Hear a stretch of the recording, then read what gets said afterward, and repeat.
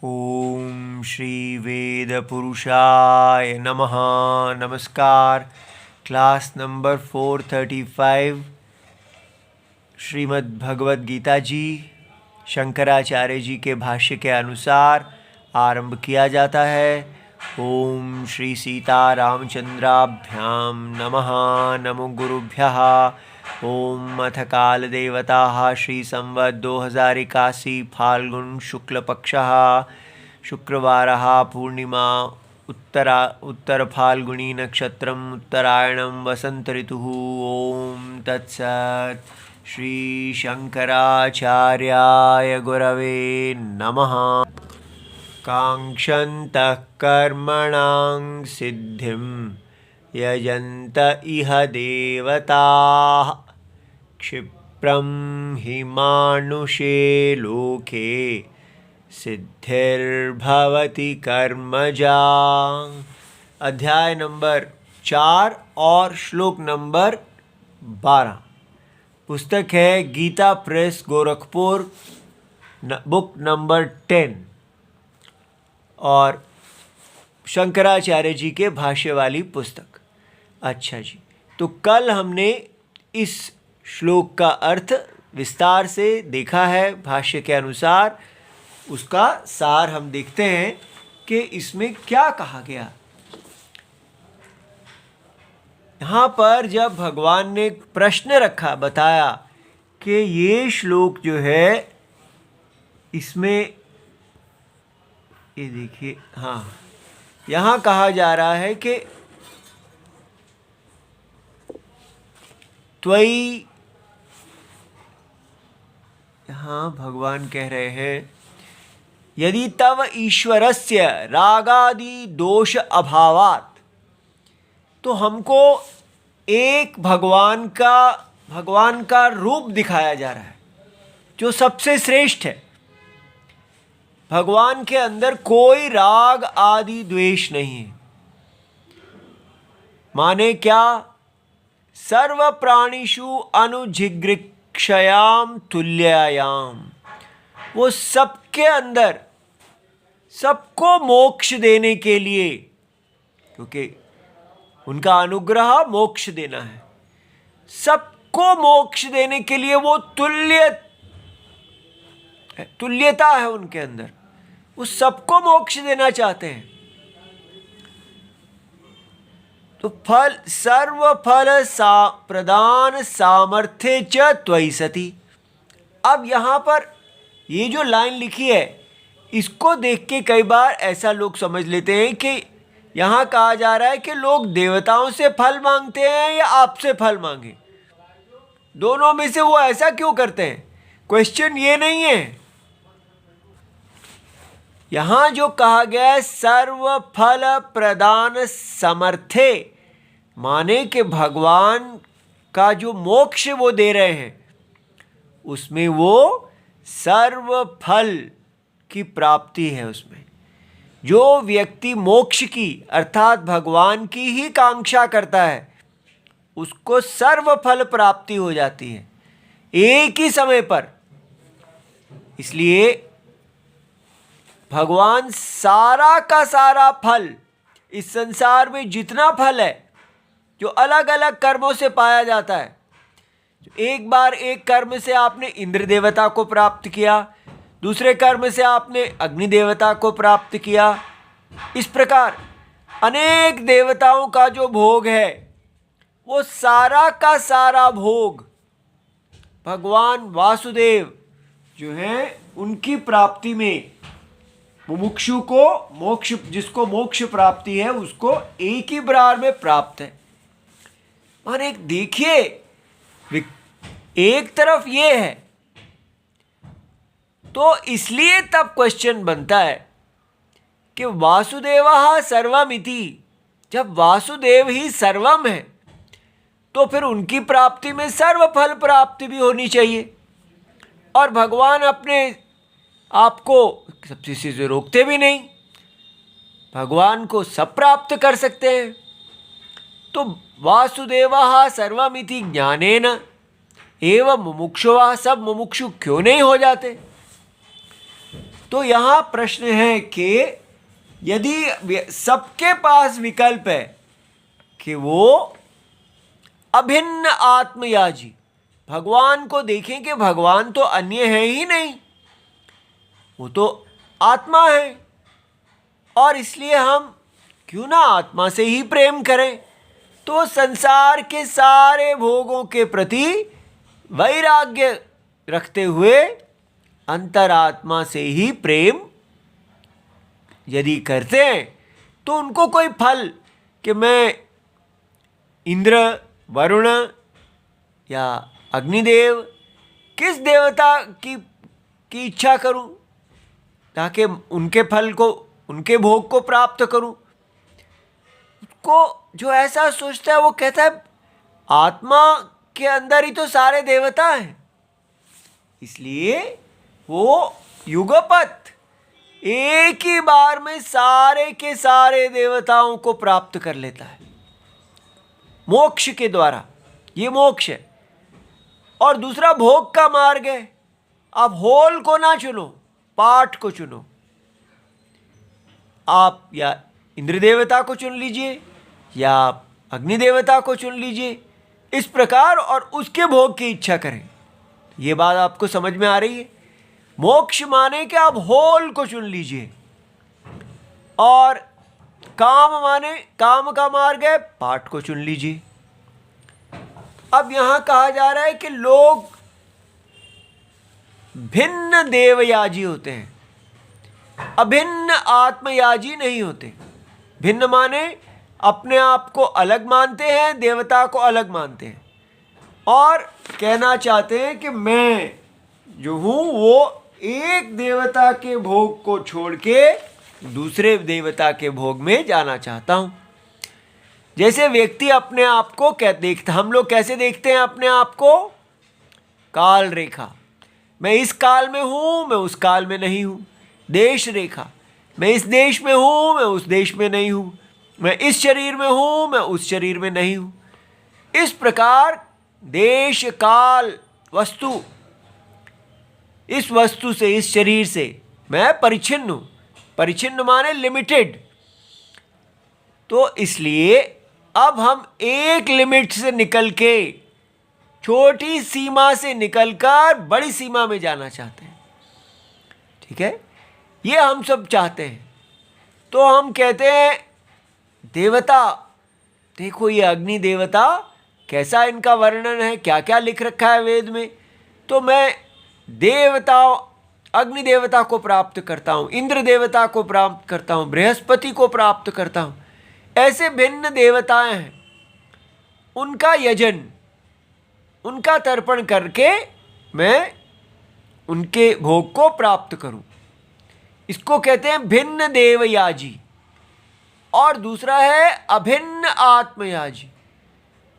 वो कहता है कि भगवान तो सारे जगत की आत्मा है। ठीक है, इसलिए इस सारा स्थूल शरीर, इसके अंदर सारा सूक्ष्म शरीर, सब का सब जो है वो कारण आत्मा भगवान विष्णु उनसे व्याप्त है।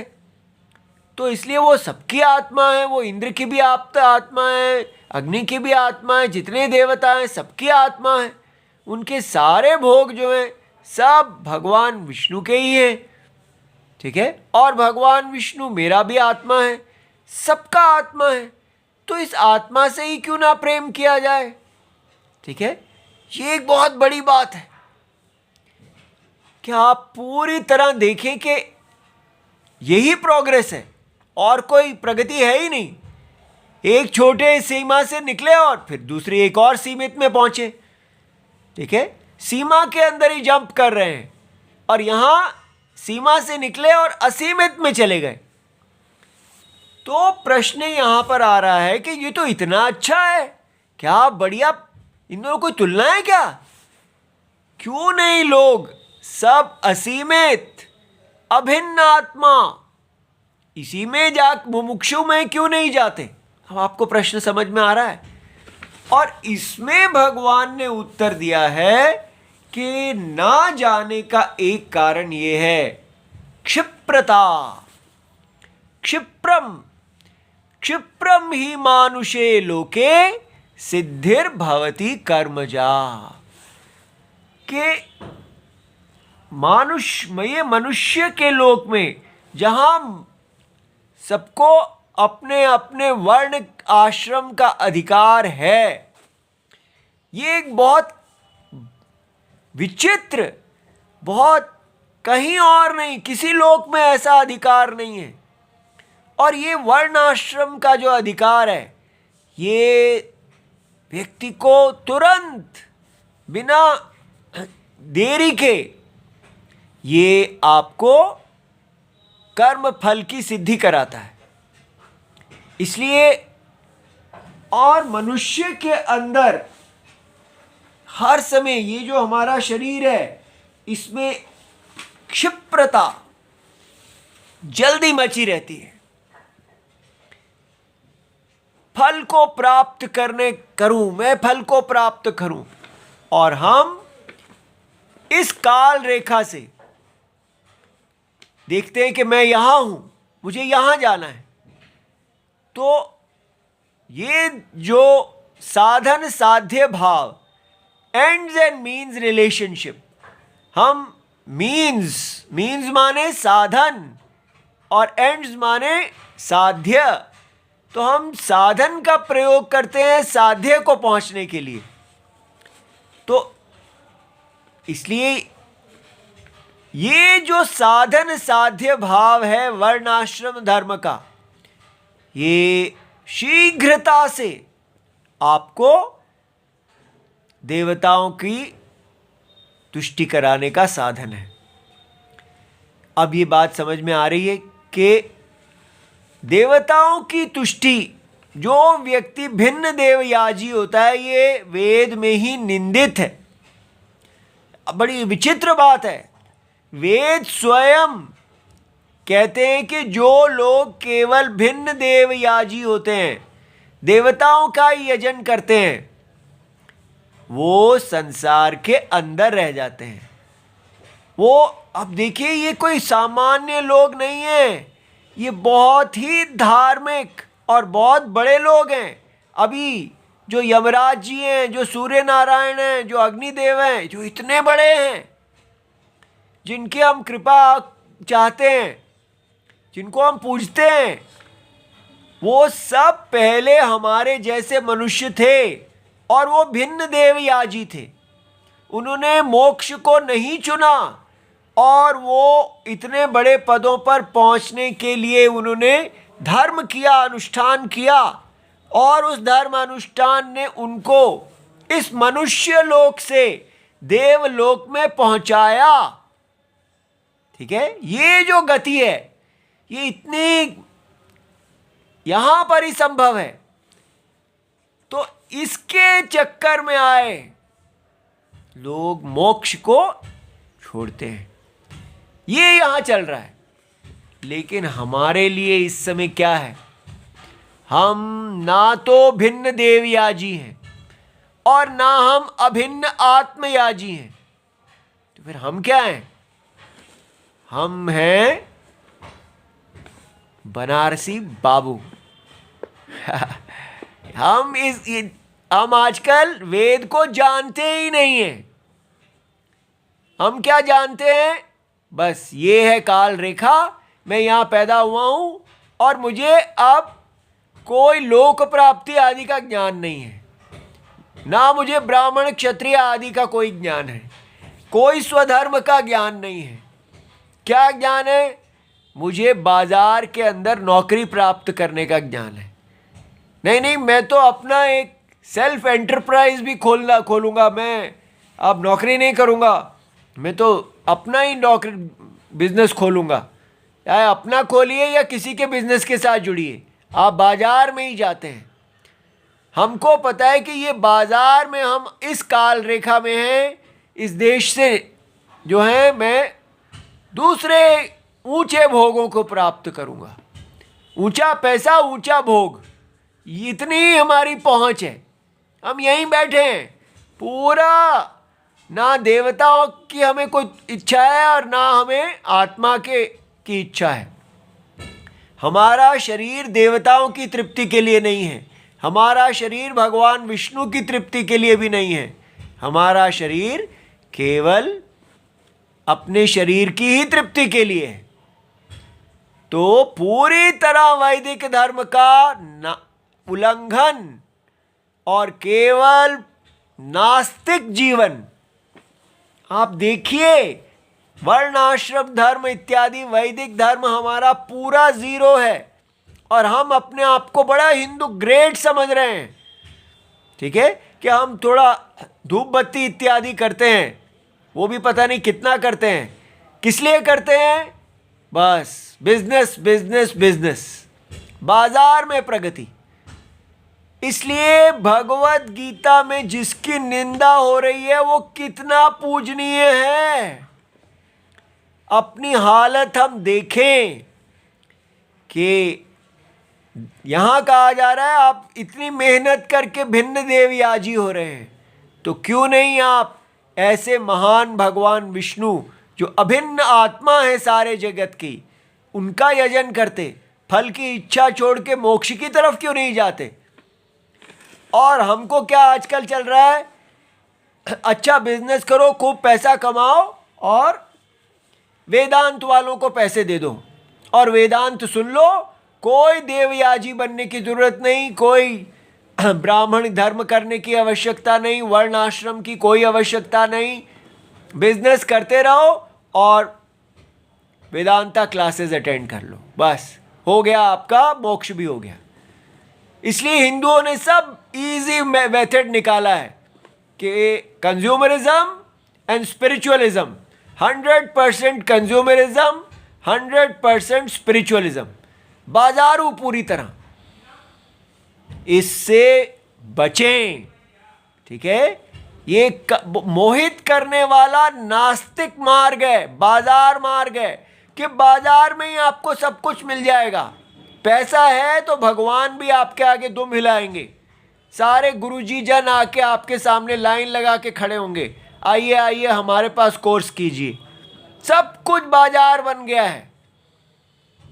ये बहुत भयावह स्थिति है।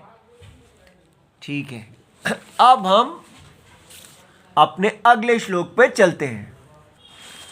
चातुर्वर्ण्यं मया सृष्टं गुणकर्म विभागशः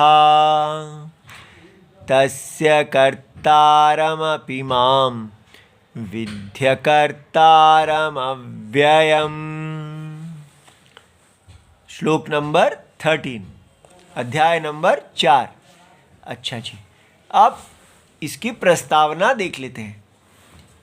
तो शंकराचार्य जी हमको इसका लिंक देते हैं कि ये अगला वाला श्लोक भगवान ने क्यों कहा।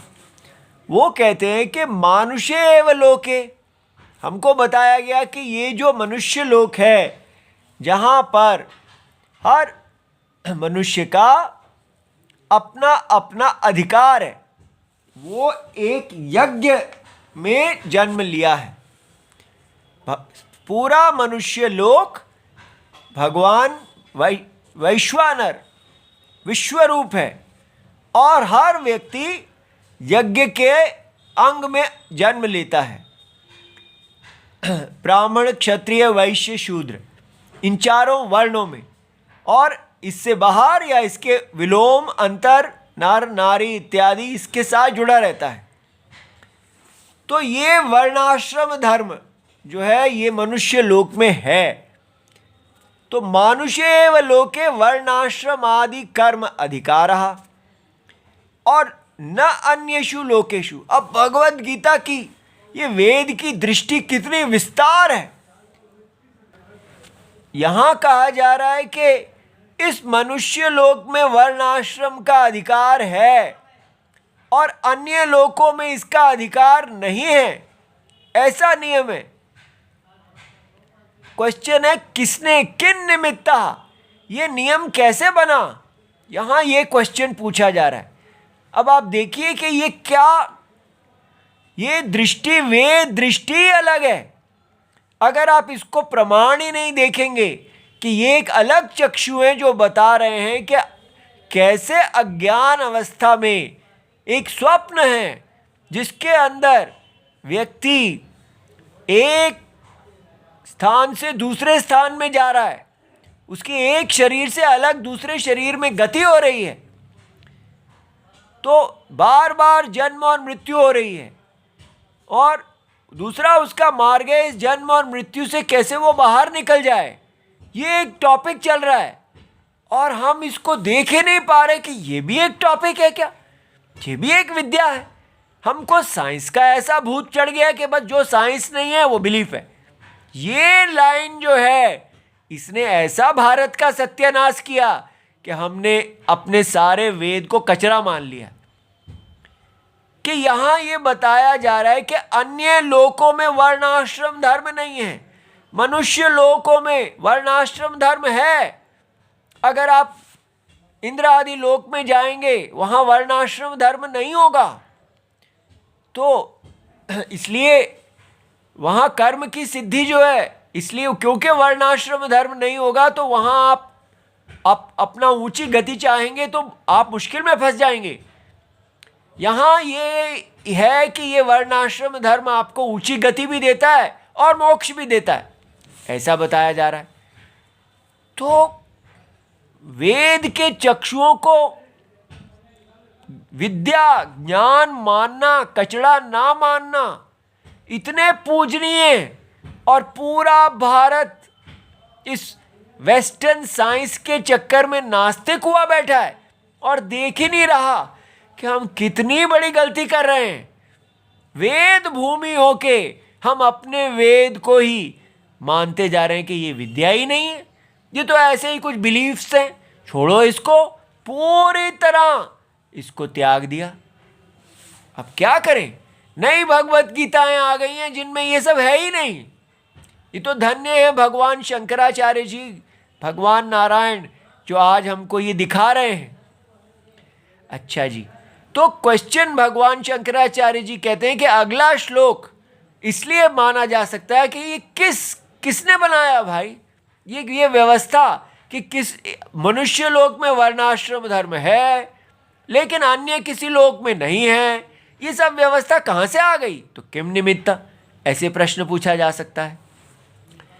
दूसरा प्रश्न पूछा जा सकता है, अथवा वर्ण आश्रम आदि प्रविभाग उपेता मनुष्याः। दूसरा ये बात हुआ कि इसका मतलब मनुष्य जो हैं वो इस वर्ण आश्रम आदि विशेष विभाग है जो उससे जुड़े हुए हैं। तो आपने कहा वो अपने वर्ण आश्रम धर्म से जुड़े हुए मम वर्त्म, वो मेरे ही अनुसार चलते हैं, मैंने उनको वर्ण और आश्रम के साथ जोड़ा हुआ है, और वो अगर ब्राह्मण इत्यादि सब अपने अपने कर्म का पालन करते हैं तो उच्च गति को जाते हैं, पालन के पर धर्म करते हैं तो अधोगति को जाते हैं, लेकिन वो इसको छोड़ नहीं सकते, वो उसी के अंदर रहते हैं, उनका वही स्वधर्म है। स्वधर्म पालन करने पर उनका कल्याण होता है, स्वधर्म को का त्याग करने पर उनकी हानि होती है। जैसे ग्रेविटी है, अगर आप खड्डे के अंदर किसी खाई में कूदेंगे तो नीचे गिरेंगे ही गिरेंगे, आप उसके साथ ग्रेविटी जो गुरुत्वाकर्षण है पृथ्वी की उसके साथ जुड़े हुए हैं, आपके पास विकल्प नहीं है कि उसको छोड़ दो। इसी प्रकार वेद चक्षु बता रहे हैं कि वर्णाश्रम धर्म है तो वो मनुष्य मम वर्तमान वर्तन्ते सर्वशः, सदा इसी धर्म के साथ वो जुड़े हुए हैं, उसी के वश में रहते हैं। उक्तम, आपने ऐसा कहा है भगवान, कस्मात् पुनः कारणात्, इसके पीछे क्या कारण है कि मनुष्य लोक में ये सब मनुष्य जो हैं भारत में वर्णाश्रम धर्म कहाँ से आ गया। पुनः कारणात् नियम मेन एव तव एव वर्त्म अनुवर्तन्ते न अन्यस्य इति उच्यते, किसी और के ये धर्म का पालन क्यों नहीं करते, आप ही के बनाए हुए वर्णाश्रम धर्म के अंदर के जुड़े हुए हैं। मतलब ये बड़ा, भाई और कोई भगवान है क्या? ठीक है, तो भगवान बता रहे हैं कि यहाँ पर कोई ये नहीं है कि कितने रिलीजन्स हैं इत्यादि, ऐसा कुछ नहीं है। ये हमें समझना चाहिए कि क्या ईसाइयों के लिए अलग होना चाहिए और मुसलमानों के लिए अलग होना चाहिए और हिंदुओं के लिए अलग होना चाहिए, पता नहीं कहाँ से हमारे दिमाग में घुस गया है। वेद में ऐसा कुछ नहीं है। जो धर्म, एक ही धर्म है, धर्म के अनुसार जो चलता है वो उच्च गति को जाता है, धर्म के विरुद्ध जो जाता है वो हीन गति को जाता है। इसलिए भगवान यहाँ उत्तर दे रहते हैं, न अन्यस्य इति उच्यते, कि चातुर्वर्ण्यम मया सृष्टम। मया किसके द्वारा? जगत की आत्मा, जगत का परम सत्य, जो परम सत्य आत्मा है, जिसके अज्ञान के कारण एक माया सृष्टि उत्पन्न हुई है। तो वो माया सृष्टि को अब धारण करने वाला वही सत्यम, जो कुछ भी अंदर कहा जा रहा है उसके अंदर वो सत्य ही कह रहा है, नहीं कहते हुए। ठीक है, ये बात समझनी है। मया सृष्टम अभी यहां बताया जाएगा। तो चातुर्वर्ण्यम मया सृष्टम गुण कर्म विभागशः, मैंने इस चातुर्वर्ण्य चार वर्णों को गुण अर्थात सत्व रजस और तमस के अनुसार बनाया है, कि जिसके जैसे सत्व और रजस और तमस गुण होंगे उसके अनुसार उसका कर्म होगा। तस्य, इस सारे वर्णाश्रम का कर्ता कौन है? तस्य कर्तारम अपि माम विद्धि, उसको मैं ही इसका करता हूं। ये लोकल किसी ने नहीं बनाया है। जैसे पहाड़, नदियां आदि सब जगत की आत्मा में से ही आए हैं। उनका जो फिजिकल लॉज हैं वो भी भगवान ने बनाए हैं। और जो ये वैदिक लॉ है, किस प्रकार आप किस किस शरीर में जन्म लेते हैं, ये सब मोक्ष का, ये सब भगवान के द्वारा बनाए गए हैं। लेकिन अकर्तारम अव्ययम, याद रहे, मुझे क्रिश्चियन और इस्लामिक गॉड मत समझना कि मैं किसी रियल सृष्टि का बनाने वाला हूं। मैं अकर्ता हूं, अव्यय हूं, ना मेरे अंदर कोई विकार नहीं आया। ये समझना है कि ये मेरे अंदर एक स्वप्न है, अज्ञान के कारण दिखने वाला माया सृष्टि। बार बार आपको हर कक्षा में माया बताया जा रहा है कि माया को नहीं समझेंगे तो आप वैदिक धर्म को नहीं समझ पाएंगे। ये कोई रियल सृष्टि नहीं है, सत्य सृष्टि नहीं है। ये एक सृष्टि सत्य के अंदर दिखने वाला एक प्रतीति है। कैसी प्रतीति? जब सत्य को नहीं जानते तो देखते हैं, और उसी के अंदर ये सब हो रहा है। तो जो इससे विरक्त होता है वो सत्य की तरफ जाता है, जो विरक्त नहीं होता वो इसी के अंदर घूमता रहता है।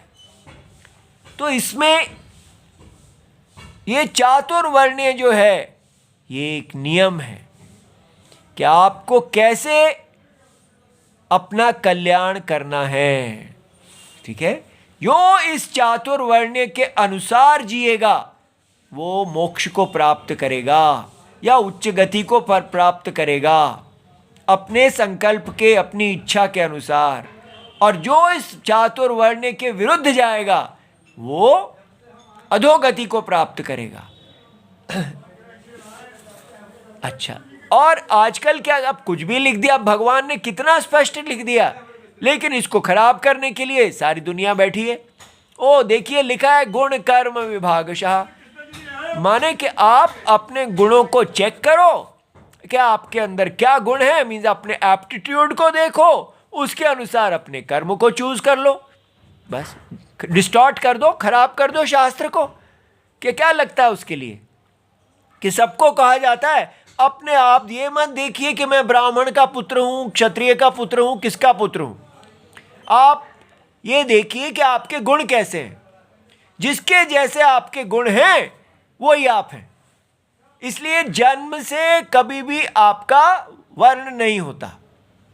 ऐसे करके तो हर व्यक्ति हर समय यही सोचता रहे। आजकल तो लोग ये भी कह रहे हैं कि जन्म से आपको आप पुरुष हैं या स्त्री ये भी निश्चय नहीं होता। आपको चेक करना पड़ेगा कि आप वास्तव में मेल हैं या फीमेल हैं। उसको तो पहले वर्णाश्रम डिस्ट्रॉय किया। ये सब पागलपन है। स्पष्ट यहां भगवान कहेंगे कि गुण का मतलब सत्व रजस तमस, और वो हर एक का फिक्स्ड है। ब्राह्मण का सत्व पहले होगा, उसके बाद रजस और तमस, तो वो सत्व प्रधान होंगे। रजस उनके सेकंड नंबर उपसर्जनम होंगे और तमस उनके तीसरे नंबर पे होंगे। तीनों उनको सबको प्रभाव करते हैं। हर मनुष्य सत्व रजस और तमस से प्रभावित होता है, पर यह देखना होता है कि किसका प्राधान्य है। उसके अनुसार सबको अपना अपना कर्म विभाजित किया हुआ है, सबको वही करना है, उसी से कल्याण होता है। ये हम कल विस्तार में इसके भाष्य को देखेंगे। ये बहुत बड़ी चीज है। आज कल का जो मॉडर्न हिंदुइज्म है, हर प्रकार से सब कोशिश कर रहे हैं कि ये वर्ण आश्रम को नष्ट कर दिया जाए। बस तब हमारा नया ऐसा पॉलिटिकल यूनिटी तैयार हो जाएगी जो हर इलेक्शन को जीतने के लिए कमाल हो जाएगी। लेकिन राम जी को नहीं जीत पाएंगे, बस इलेक्शन जीत पाएंगे।